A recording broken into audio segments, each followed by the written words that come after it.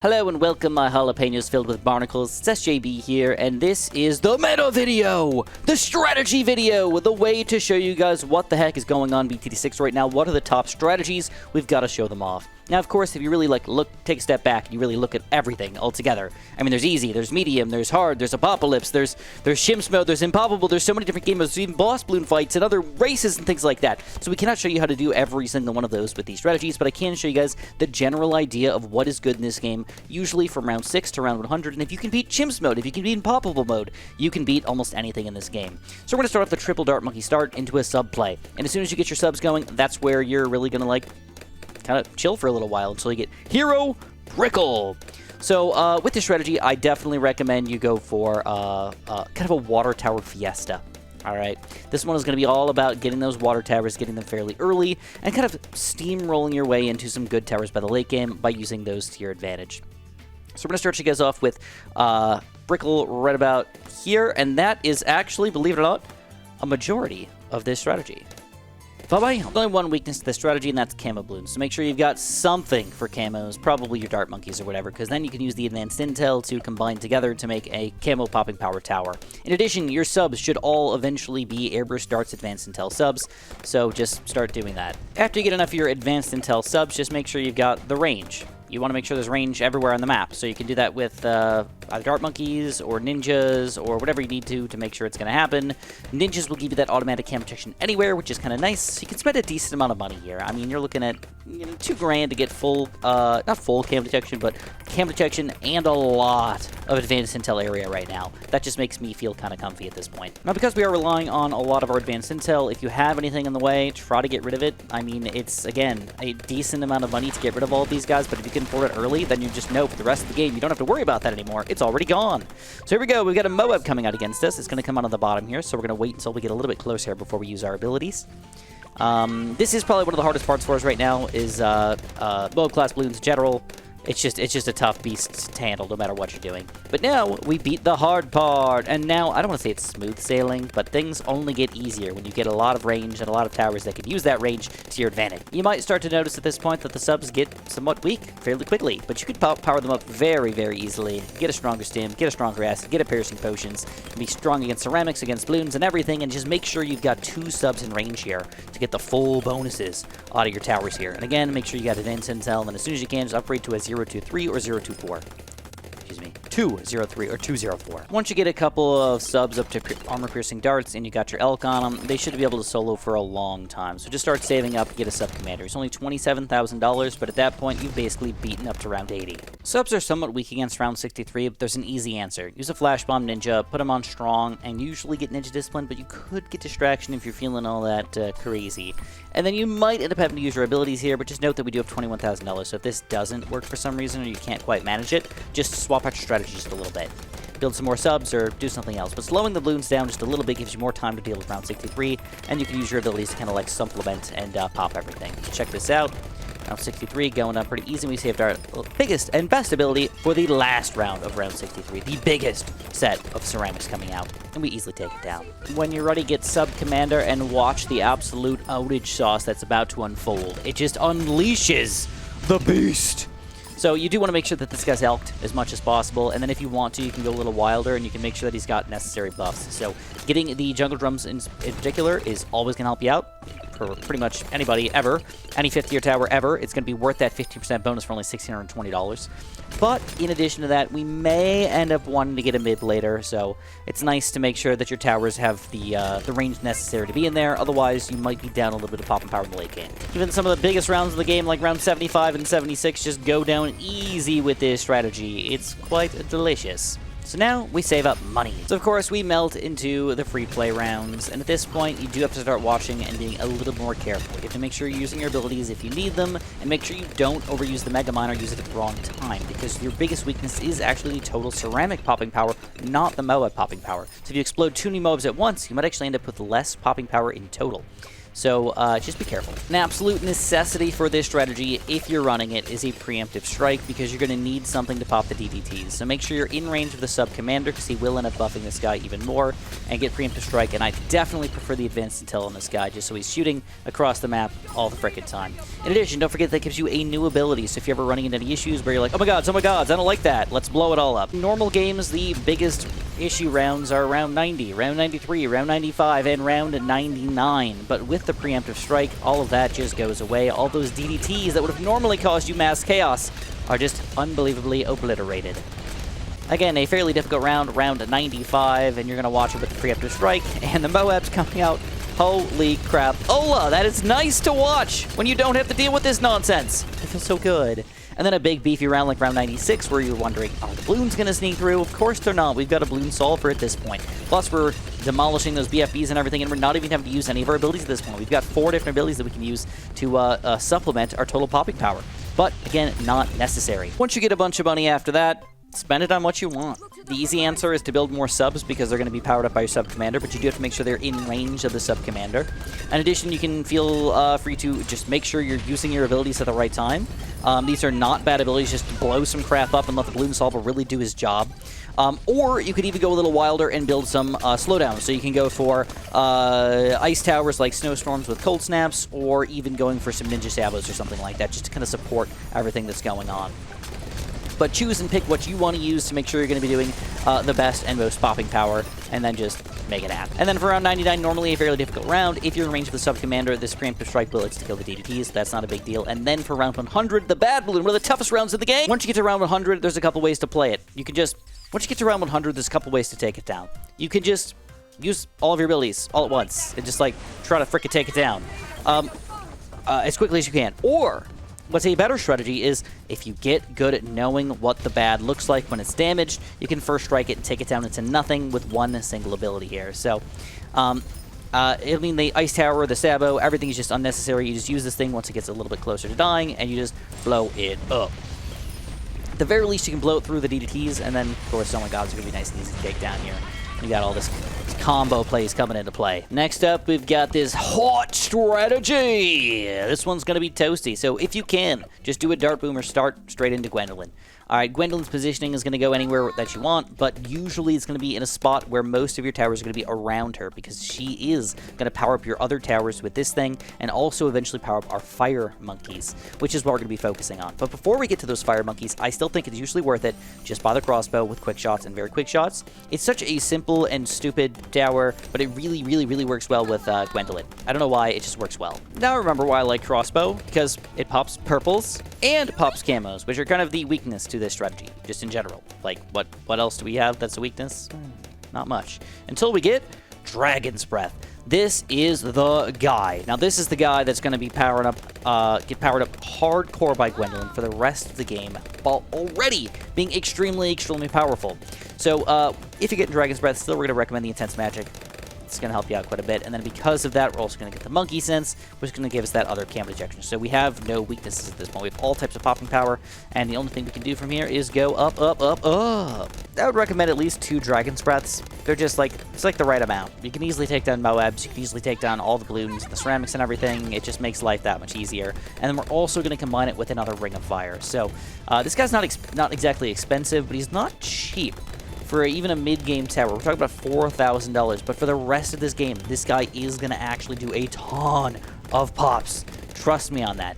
Now, as far as long range versus more tax, it's up to you. Kind of go with what you're feeling, but I'm going to go long range today because I feel like we can probably get this guy to hurt most of this area once we finally get some upgrades with the village. So I said the village. What does that mean? Well, 2-2 village for sure, and then go primary training, go primary mentoring. It's just totally, totally worth it. Once you get this guy, you can see the range increased. You can see the absolute demolition of all Bloons coming in here right now. It's just sweet and sexy and amazing. Believe it or not, this combo will take us very, very far. We will not have to think about much for a long time. Just make sure whenever you're doing anything, you use your bonuses. Ring of Fire is going to be a good bonus. The Wizard's going to be a good bonus. Then also, if you want to be a little wild, you can go for a Bloom Incineration Shattering Shells kind of tower. But I would still say on most maps, still probably not the best option. Now, because we're so dominant throughout most of the early part of the game here, it allows us to get a really nice tower early game. Well, I don't say early, but early-ish game. Inferno Ring by round 75. Delicious! Now, don't forget that this guy shoots out meteors, so every single strong balloon that's coming out against us will get, I don't want to say obliterated, but hurt pretty hard. And then, of course, there's nothing low that's getting through this area over here at all. So all we need to do is make sure that we pop the Moab layers. So at this point, we're doing pretty well, but we have one more tower we have to build, and another tower that maybe we should build. You can see, even in free play, well, not real free play. People don't like that I call 80 free play. Even in above 80 rounds, it's not a big deal. Inferno Ring's still taking down the big balloons with the meteor, and still taking down the small balloons with the regular Inferno Ring attack. But you can notice my other tower here. We're talking about the Spike Storm and the Carpet of Spikes. Now, this guy is reasonably expensive. We're talking about $43,000. Good news is the 80s are mad for money. Now, we don't get the special buffs from Gwendolyn here, but we can still get her level 4 buff on the Carpet of Spikes as well, which will actually help us out quite a bit, because all of that Pierce does matter. So how do we do against DDTs? Well, not fantastic. They're not really designed to pop DTs, but good enough for at least round 90 and probably 93. 95 gets a little funky, though, because we've got a bunch of purple loots coming out, and if you don't have purple buff power necessary, things can get wonky. The good news is Gwendolyn just kept getting stronger and stronger and stronger. She's going to be level 20 in no time, and we've got the money for Carpet of Spikes. So now, what is our true weakness? Nothing. This should beat everything. I think the only issue, maybe, just maybe, round 98. We're going to like watch and see it, but I think this should be enough without even spending any more dollars. All right, Gwendolyn just reached level 20. Here's round 95, just to kind of show it off and its terribleness. I hate round 95 with a passion, but when you see towers just obliterate round 95, it makes you feel kind of good, doesn't it? It's like, yeah, holy crap, round 95 can actually be easy? Well, kind of, if you pick the right towers and get the right combos and are playing on the right map. Like, it's not horrible. If any of these strategies are cool or awesome or fun and you want to hook SJB up for making this video, make sure you type my code in. It's SJB. Thank you so much. All right, round 97, a pretty beefy round, usually. Not a major issue, but still can be an issue. But here's round 98. Now, at this point, I have not really been using Gwendolyn's abilities, but make sure that you do have them set up properly so you can get the max pop power out of them if you need it, right? The major issue for us is definitely going to be the Moab popping power, because the Bloon popping power Inferno Ring still got that covered. Yeah, it takes a little bit of time, but that goes down pretty easily. We got round 99 as well here, and we don't have our Spike Storm ability set up here, but it doesn't seem to matter much. Round 99 is going to go down just as easily as well, and one round is left. Round 100 with $43,000 left over. But with Carpet of Spikes, we're not expecting this to be an issue at all. And there it goes down. Nice and easy. Gwendolyn is hot, and this is a nice hot strategy with Inferno Ring. Next, we've got a strategy called Buff Me, baby.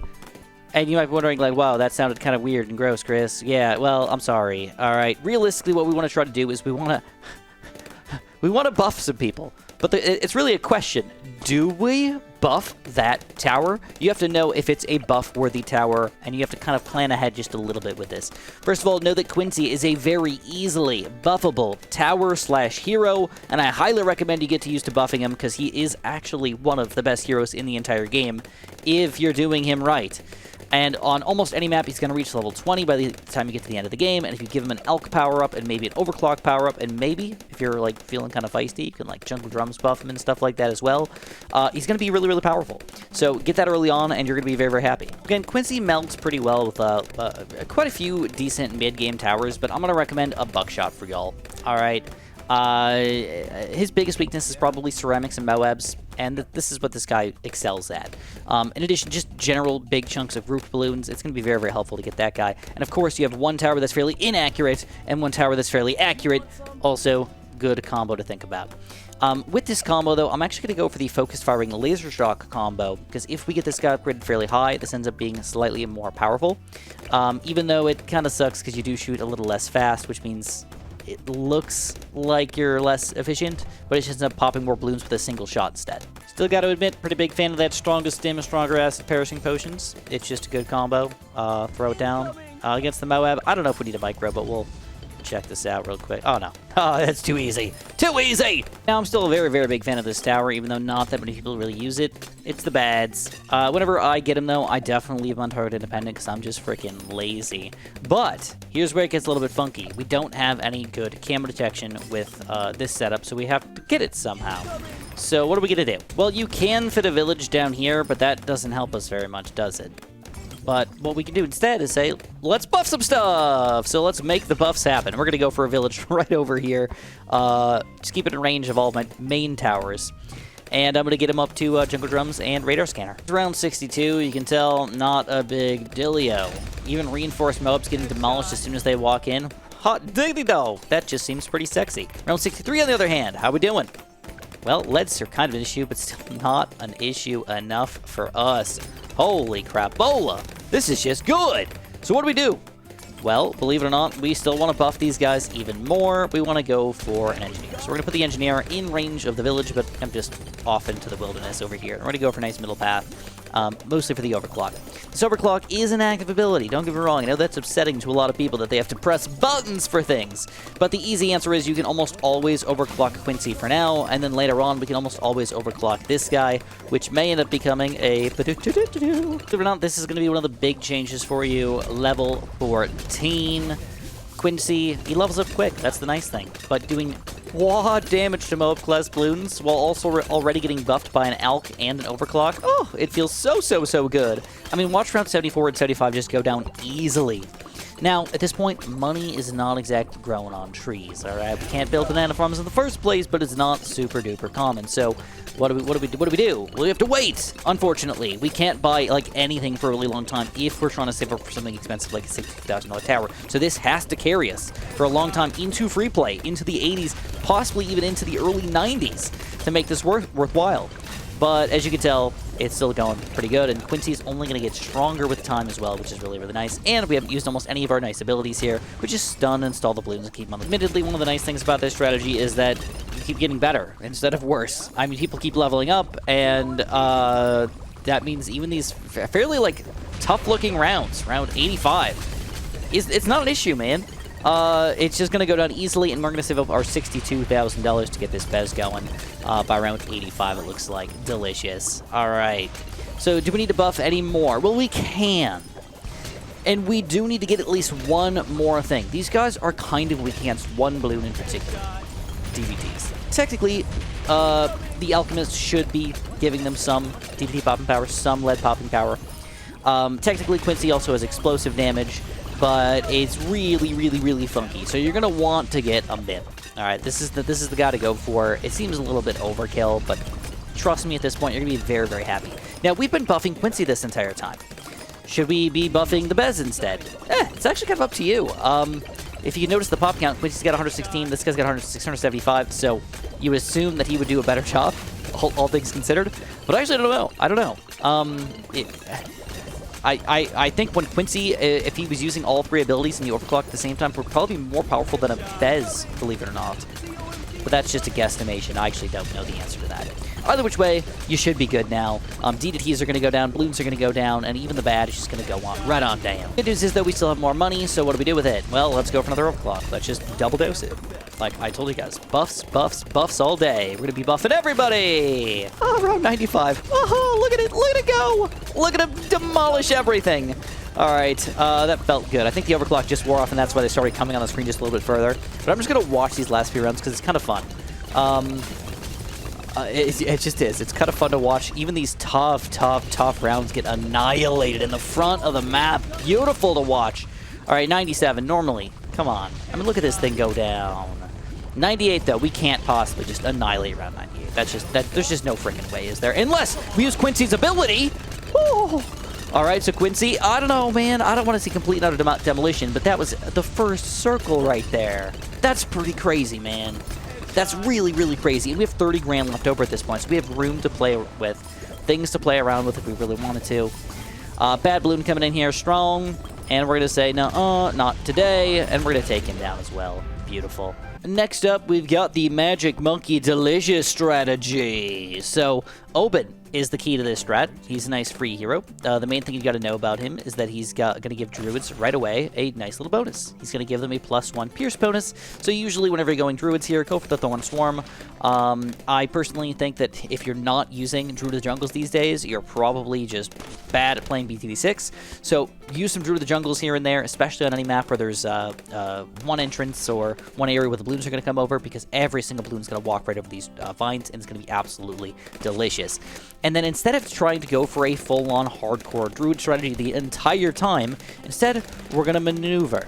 We're going to maneuver into a Magic Monkey strategy, so when Oben reaches level 11, he's going to be able to power up either Super Monkeys, Wizards, or Ninjas if we want to. We're going to focus mostly on the Super Monkeys today. So, of course, one issue with this is, again, going to be cam detection. You can either rely on Spike Factories near the back of the map, or I think, because, again, we're going to get powered up by Oben, I think, again, we're going to focus on that Magic Monkey action. I'm just going to go for an early Shimmer. Probably a little bit overkill, to be completely honest, for the early game in cam detection. One of the more expensive and weird ways to do it, but this will open up the unpopped army soon, and to be honest, this guy's totally worth it no matter what you're doing, so I think we got to get him eventually as well. So round 40 is coming up. If you got a pretty easy-ish map, unpopped army is the easy answer. Just go for it. If you have a somewhat tougher map, you might want to start with the Super Monkey instead, and maneuver your way into that.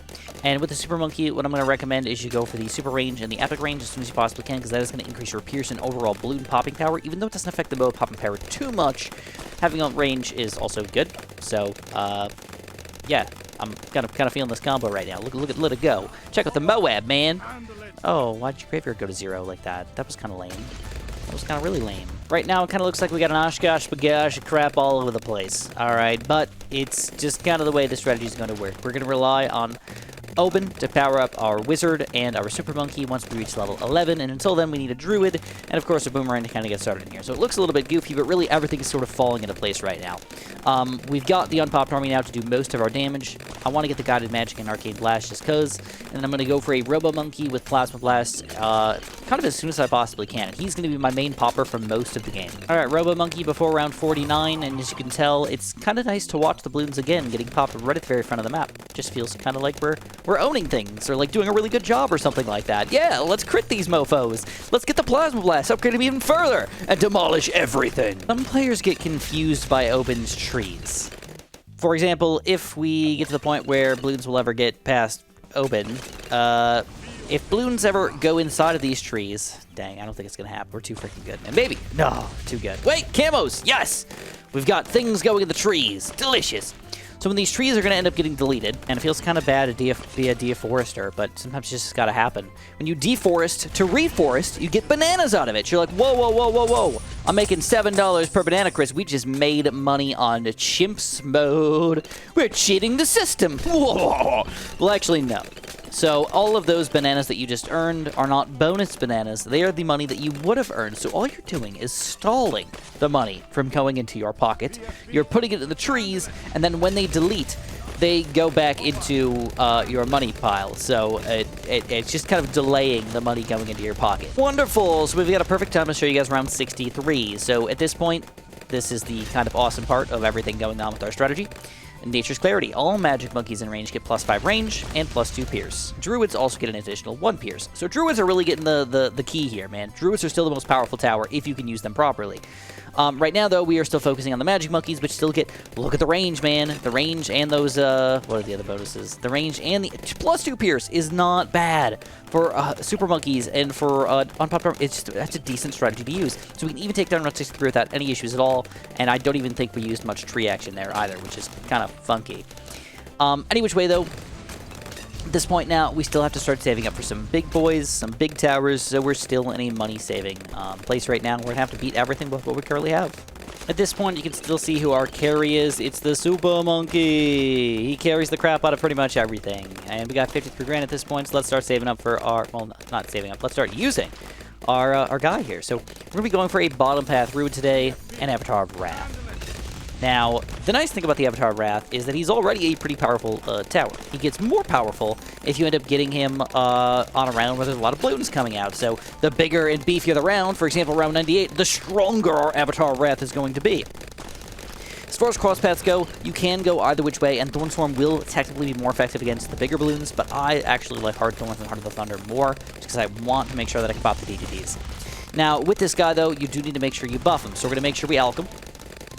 I'm going to throw an alch right next to him, and I'm going to try to buff him as much as possible with a couple of extra druids, but I don't need to go crazy with it. Having an Avatar of Wrath early is a much, much better strategy. I've seen a lot of players instead start building some sort of weird Avatar Pop Lust army, where they get 4 or 5 Pop Lusts or something like that, and then they swap to an Avatar of Wrath. That usually ends up being a smidge less powerful, or just more problematic to get. So instead, again, we just want to make sure everybody's in range, so if I have anybody in range of this Avatar of Wrath, that's the main thing. I don't really care if my druids are buffing each other. That can just do whatever. But I also don't want to try to steal my alchemy either. So just want to make sure that I'm not stealing the alchemy too much. And I can go for some extra range here, so I don't have to worry about that too much. Here we go. That's at least 3 of them for now. We're going to go for a Pop Lust, and another Pop Lust. And for these guys, I'm going to go for the, I'm going to go for a combo. I'm going to go for a Thorn Swarm, Heart of the Oak 1. I'm going to go for Heart of the Thunder, and I'm going to go for the other middle path here. And now, this guy has 3 times Pop Lust. Now, I can go up to 5 times Pop Lust, but let's just kind of gauge and see where we're at right now, because we might have enough to just kind of get us through the game. And then we can just have a bountiful amount of money at the end of the game to show off how amazing we are. All right, DDT's now with camo detection. Avatar of Wrath demolished. Love to see it. All right, it's about time to show off some of the last rounds here. Also, just out of curiosity, let's look at our pop counts to see how things are going. First of all, Oben. Very little, 45,000 pops overall. He's not really the main popper for us. He is the supporter for us. Super Monkey, he's been the key to our entire team for most of this game. He's got 623,000 pops, which is more than a quarter of the total pops of the entire game. But Avatar of Wrath, even though he's only been for a little while, has obviously almost all the pops right now. 700,000 right now, and you can see how fast it goes up. The more balloons on the screen, the stronger he is. He's got like 10,000, 20,000 pops a second, and round 98 goes down so easily, leaving us with over 60 grand left over after round 98. DDT still should not be a major issue, but I don't know, man. DDT sometimes can screw you over a little bit. So I'm going to throw some trees in the backpack here. Slurp them up with Oben, and we take him down, and all we got is one last balloon to go. Round 100. Let's see how this guy... Yeah, oh yeah, he's easily going to take it down. Look at that. Woo! He's getting like 10,000 pops every few seconds. Bad's only got a few thousand, and there we go. So my gods get taken down as well, but over 65 grand left over at the end of the game. Did you guys like that strategy? I thought that was an interesting one. Next up, we've got the Pat is huge strategy. This strategy is going to revolve all around Pat. We're going to use Pat's advantages as much as we possibly can to hopefully demolish these balloons. The first thing you're going to want to make sure is that you have somewhere on this map where you can put down a tack shooter, hopefully right next to Pat. And this is going to be the bulk, believe it or not, of your strategy. You are going to rely on a tack zone to get you most of the way through this entire game. And then, of course, by the time we get to the end of the game, we can still use the tack zone, but he's not going to be the main popper for us. He's going to be more of a supporter tower or a partial Moab popper, while we let the rest of our good towers actually do the damage here. So, unfortunately, this is not necessarily going to be good on every map. It's going to be good on maps where you have a good little central area near the beginning or closer to the middle of the map as well is okay too. Even though this is kind of stupid, I kind of like spike factories for this strategy because it's not like Bloons are going to sneak through, but if you have a little red balloon sneak through, which is kind of annoying. If you have chem balloons to deal with, like, it's just nice to have a spike factory in the back. So I actually do not mind whatsoever just going for a bigger stack spike factory right now and let him pop rounds 24, round 33, and round 37's camos. Even help you out for round 42 if you don't have the camo detection by that point. But hopefully we're going to end up with a village to get camo detection with these guys a little bit later on. One thing you might be noticing about a lot of these strategies is we don't use towers and just leave them as is. We usually buff them. We do something to make them stronger, and that seemingly helps us out a lot. It's really just using all of these combos together to make something happen properly. In particular, we're using 2 buffs here on the Overdrive right now. We're going to be using the Alchemy, and we're also going to be using the Pat ability. Pat ends up using an ability that gives, let's read it out just to make sure I don't mess it up, +1 layers for a short time, aka damage. And damage is always a good thing, my friends. Always a good thing. Now, if you can go from doing 1 damage to doing 2 damage to doing 3 damage to doing 4 damage, 4 damage can knock these big balloons down real hardcore, real fast. So check this out. Even the Moab not going to be a big deal for this combo. Not only can Pat smack it back, but once it does get in range, it gets demolished. We went from ceramics down to blues. That's how absurd that was. So, yeah, absolutely awesome so far. But camera detection, are we able to afford it? Or did I go a little too overkill here? Let's check it out. It's going to be close, but yes, we got it just in time here. Camera detection for everybody. Let me still about the spike factory in the back here, just in case something sneaks through. If you haven't noticed, this is a pretty good, easy starter strategy because it just pops everything on the front and allows you to get a pretty solid amount of money by even the middle part of the game here. So when you're ready, go Tax Zone. Tax Zone is a pretty unbelievable tower. It's been nerfed, but it's still good. That's the thing. It's still good. You just got to make sure you buff them still. So, including the alchemy, you still want to go for that Junkratron's primary training and primary mentoring. It's pretty important. But you can see, with that, the range that we actually get out of him is solid. The damage that we get out of him is pretty solid. The pierce that we get out of him is pretty solid. I don't want to say he's got no weaknesses, but up until round 80, I think he might be almost unstoppable. So the point of this strategy is to make sure that we are keeping things in range of the Tax Zone for now. So let's do that. Let's get the Relentless Glue, and then when we're ready, we can afford the Super Glue here.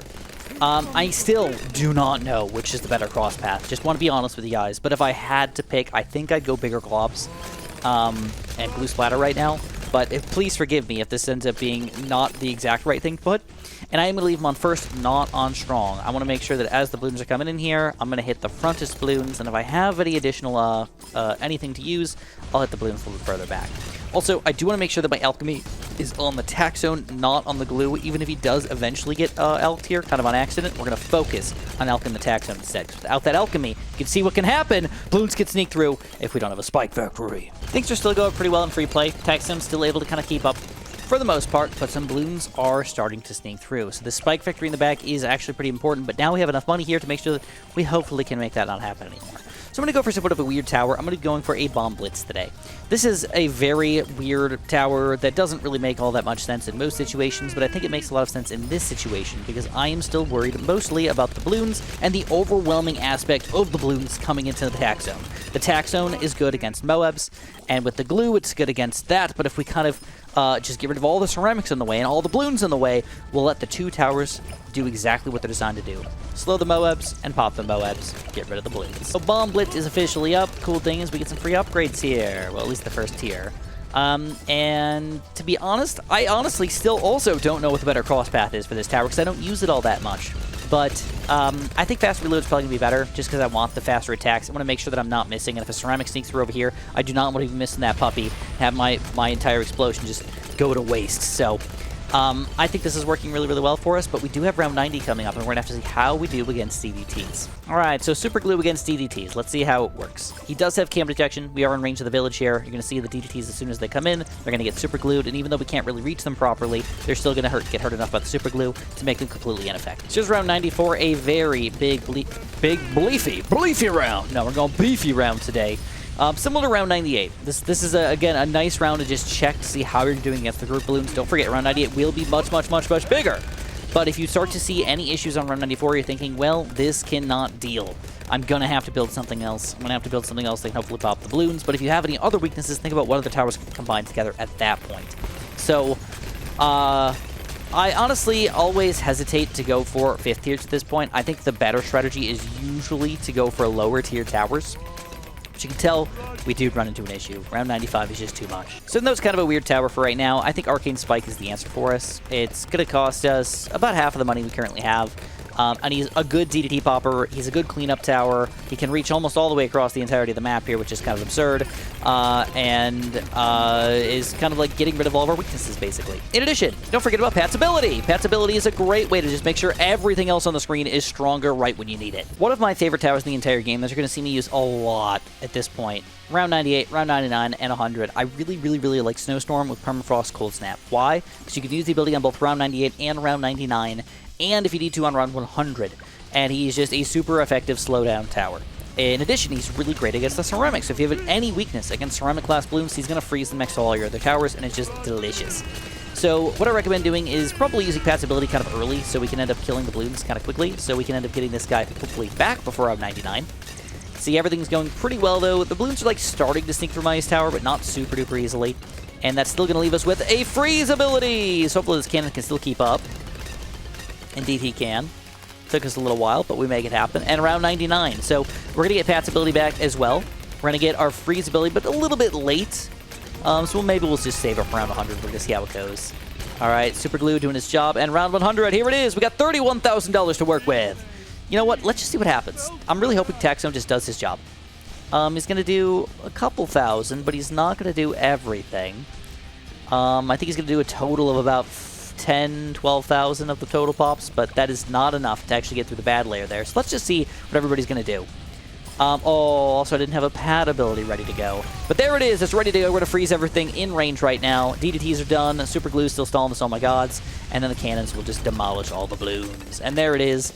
Round 100 goes down fairly easily with a somewhat goofy Pat strategy. And believe it or not, the Monkey Star is our 025 cannon. Who would have thunk it, man? Such a weird tower to be the Monkey Star over the Taxone.